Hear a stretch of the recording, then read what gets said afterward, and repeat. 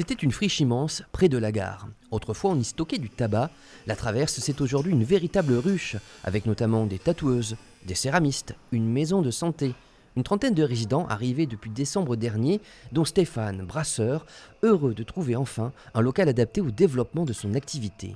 Je vais grossir ma production afin de pouvoir me payer. C'est ma 5e année, je me paye que 5-6 mois de l'année. C'est dur, donc là le but c'est de produire juste assez pour pouvoir me rémunérer toute l'année, quoi. Chaque occupant paie un loyer relativement modéré et en échange participe au projet collectif de la Traverse.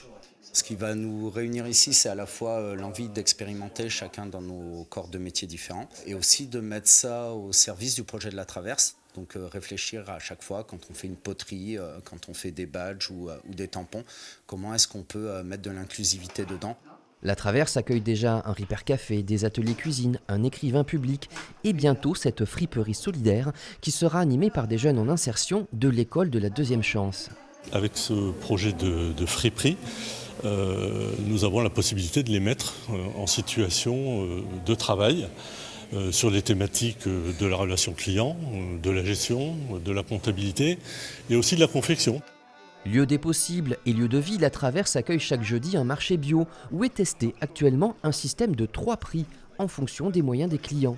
C'est intéressant, ils ont raison. Il faut tout essayer pour attirer le plus de monde possible.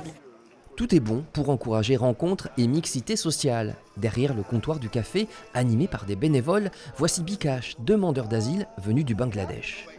Je n'ai pas de famille en France, mais tous ces bénévoles sont devenus ma famille. Ça m'aide beaucoup. Et tout ça n'est qu'un début. À suivre à la Traverse, de nouveaux résidents, ainsi que des studios de musique et un skatepark. Ça promet à Bergerac.